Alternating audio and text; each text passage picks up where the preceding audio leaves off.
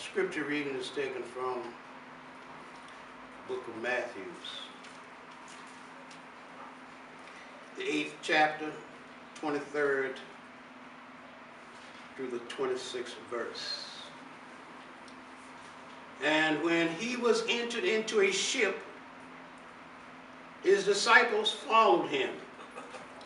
And behold, there arose a great tempest in the sea, insomuch that the ship was covered with waves. But he was asleep. And his disciples came to him and awoke him, saying, Lord, save us, we perish.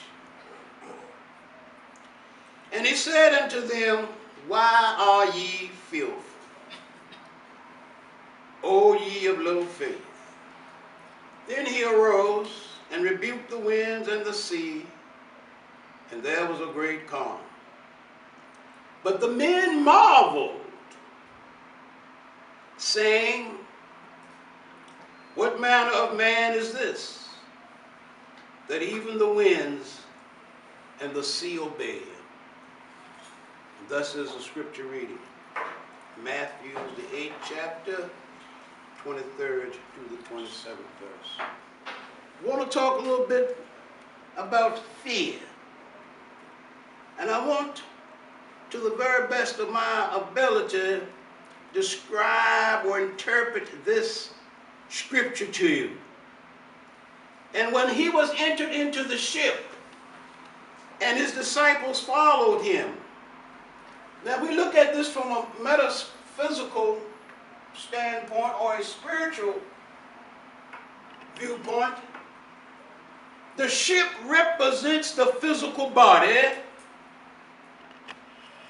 and Jesus represents the Christ consciousness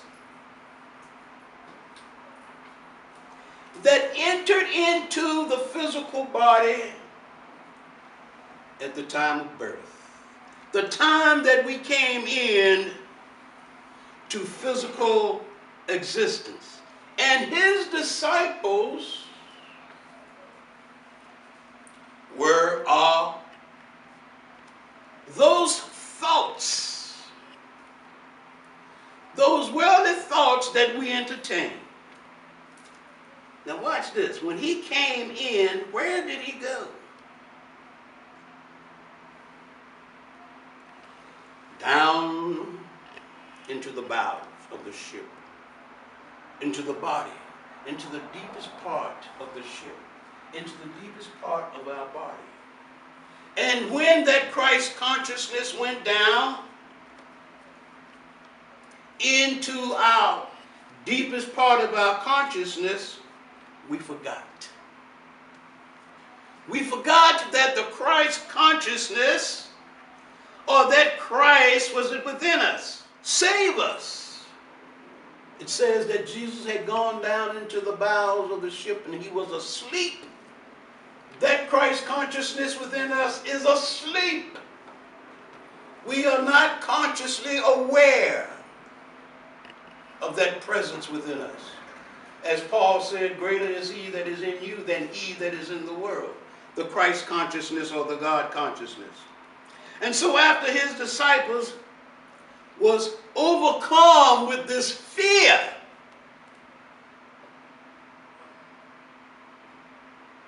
they start to call upon Jesus, or this Christ within us, when this fear has overtaken us. God save us, God protect us, God deliver us. And so the Christ came up, and the Christ said unto him, Why are you fearful, O ye of little faith? What is it, and why is it that we are afraid? When we believe in God, we have to develop more trust and faith in what is already within us. That trust trust and faith that is within us, that is the Spirit of God, the consciousness of God, the light of God, the love of God, whatever, however you want to name it, is there to protect us, to preserve us, to bring us through whatever the storms of life may be.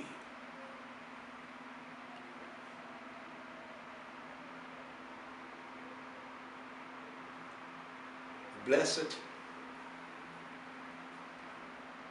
to the young lady that said very quietly, I need a double portion of healing.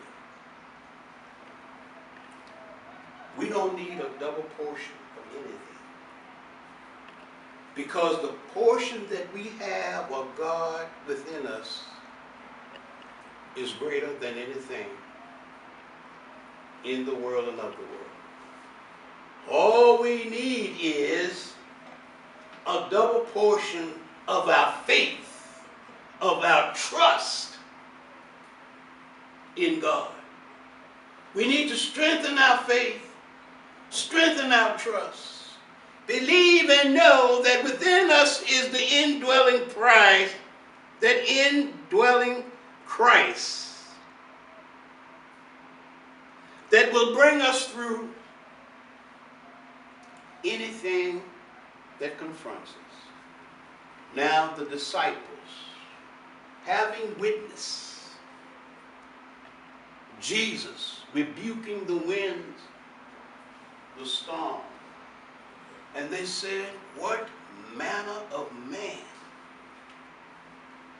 is this, that the winds and the seas obey him?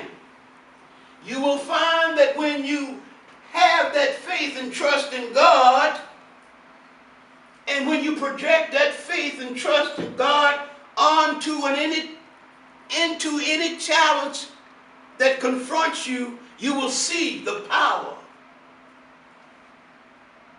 of the working of God.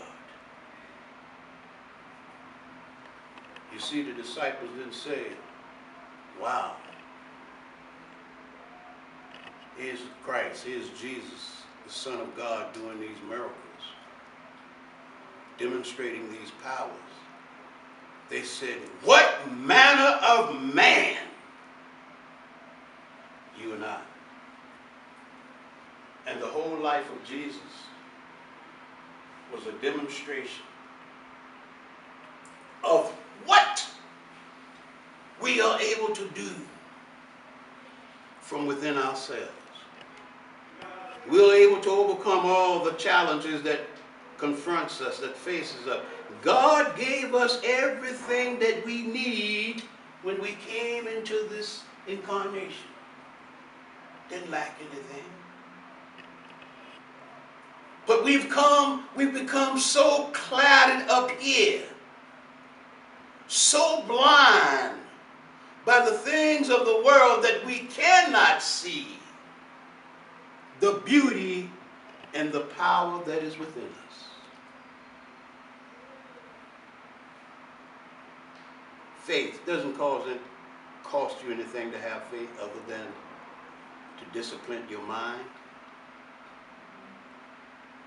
to really trust that inner consciousness within you, to know that it is not we ourselves that have come forth into this world, but the Spirit of God, the all-creative force. Us older folks, and as we recognize and appreciate and give thanks